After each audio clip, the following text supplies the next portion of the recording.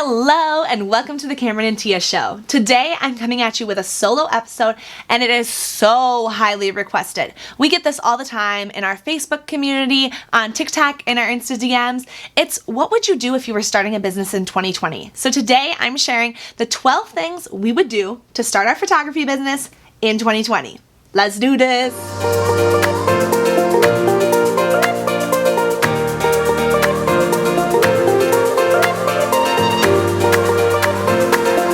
Hi, I'm Cameron. And I'm Tia. We're so excited that you're here. Let's jump right into the video. Okay, our first category includes getting legit. So the first thing, get yourself registered as a business. We are registered as an LLC. There's a few different options, but we love being an LLC. Do a little bit of research and get yourself registered. People will ask if you need a lawyer to do this. Totally not. Go to your state's website and then you'll be able to do all the research on it and you'll be able to just crank it out and then you're official. Next, getting a CRM. CRM stands for Customer Relationship Management. It's a system. We use HoneyBook, and I'm going to put the link down below in the description box for 50% off your first year of HoneyBook. That's a $200 savings. But basically what it is it keeps tracks of your projects, your calendar, all the appointments that you have, payments, contracts, all of the things. It also houses all of our email templates plus questionnaires. It makes our workflow super easy. So for a wedding client, we have 12 different wedding emails that go out at certain times, 2 questionnaires that we follow up in, and it's all housed right in there. We love HoneyBook so much, and if you have any questions at all, hit me up.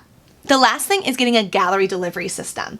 I've seen some people starting out deliver their photos through Google Drive or Dropbox or even airdropping them. To be honest, does it get the job done? Yes, but it does not look professional whatsoever. And it's going to create more problems for you in the future when you have to pull those images back up or you're running out of storage space or all of the things. Some examples of gallery delivery systems are PicTime, PixieSet, CloudSpot. Check those out, see what works best for you. We use PicTime and we absolutely love it. Now you're legit. Okay. The next step is bettering yourself. First, I would find a mentor. This could be someone that you follow on Instagram or YouTube or TikTok, someone that you love the way that they run their business. You really like the way that they interact with the clients, the type of clients they have, anything and everything. Start following them religiously. Like I'm talking about, join their Facebook community, see if they have free resources, any freebies, guides. Check those out. Really soak up everything that you can from them. And then learn from their Instagram stories, go through their highlights, and be sure to really understand how they interact with people, how they market their business, and really hone in on that. I think it's really important to find 1, 2, 3 mentors that you're really excited about. It doesn't mean that you necessarily need to be investing in anything with them yet, but just someone that you look up to and you feel like this is where I'm headed. This is my goal and this is where I'm going, and I can really invest my time into soaking up everything that they have.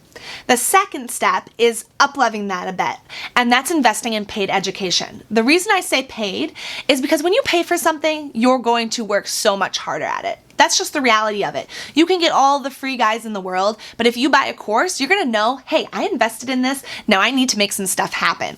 What I would recommend is don't invest in something super niche. Don't look for something that's about how to sell albums, how to sell high-end luxury albums.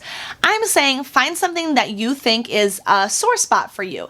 That could be posing or the business back-end management. That could be shooting or editing. Again, those are all really basic, broad categories. But find an educator that you really love, that you feel fired up about, and then invest in their education on that subject. So like take a posing course so that then you can feel like a rock star at posing. That's bettering yourself. Okay, the next step and last step is do the marketing.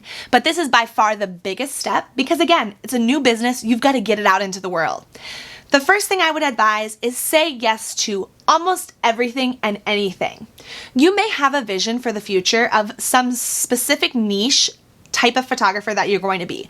A destination elopement photographer, a styled family photographer that does in-person sales. That's great. I love the vision. I love that you're seeing that forward.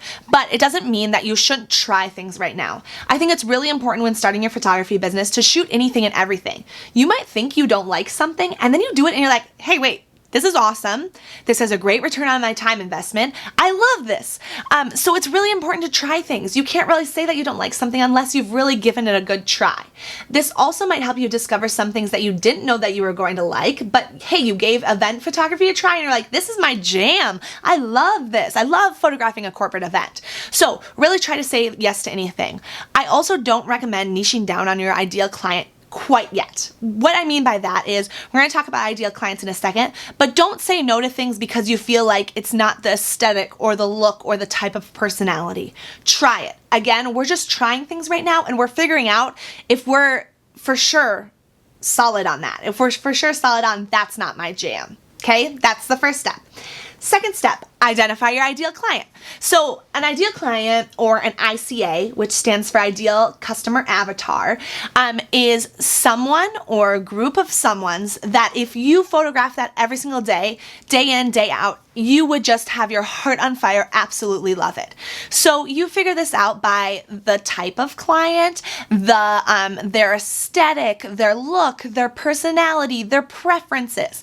This could be a certain type of family, or if you're a wedding photographer, this could be a bride or a couple.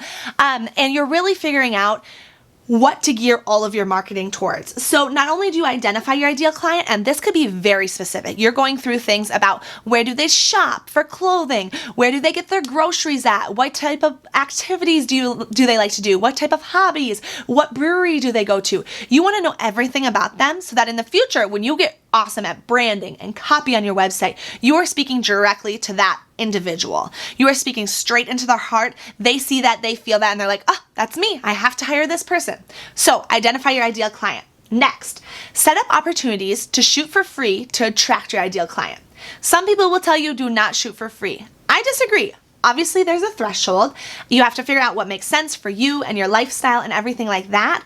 But I think that if you can set up shoots, whether styled, like a family styled session or a wedding styled shoot, that then your ideal client sees that on your Instagram, say, and they see this shoot and they say, oh, that is me. That is what I love. That's what I would love to wear. I have to hire this person. That has a great return on your investment. So give that a try. Next thing, tell everyone you know about your business. Again, we're starting out, we're just getting it out there. If we tell our chiropractor about it, and then our chiropractor tells their patient that then tells their aunt, and their aunt is getting married in 6 months and is your ideal client, what? That's amazing. But that's how it works. And the more people that you tell about it, the more that it's going to spread and spread and spread. I know that sometimes we can feel like a faux photographer when we're just getting started, and we feel a little bit like, oh, I don't want to tell anyone I'm a photographer. I still have my full-time job. I'm just giving this a try as a hobby.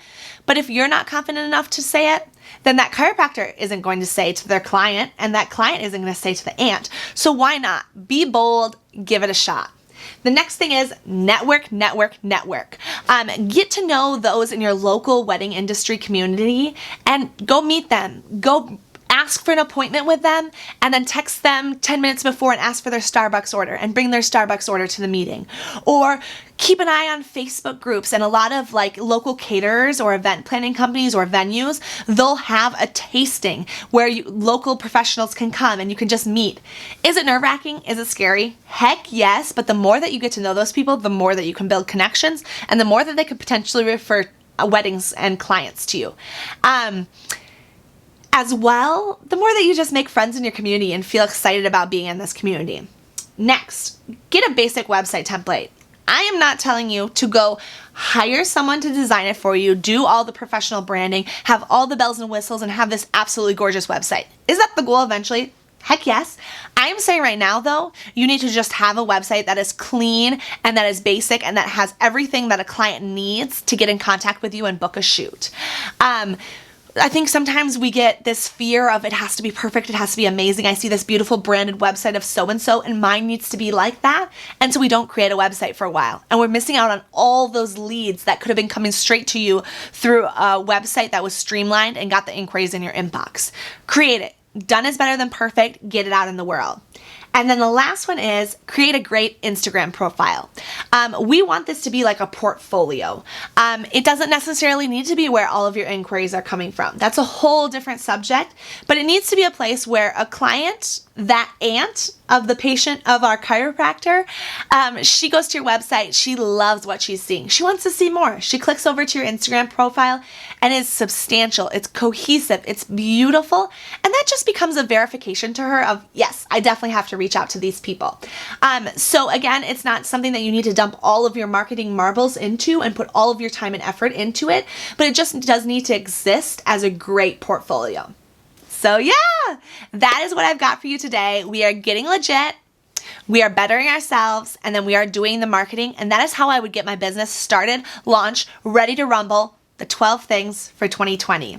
Let's get going. If you're starting your photography business this year, comment down below. I want to know all about it. I've also got a great place for you to head. We have a free Facebook community that is for photographers of all types and levels. It's called the Cameron and Tia Collective, a photography business community, and it would be a great home base for you to learn, grow, and keep shooting for the stars. Until next time, bye!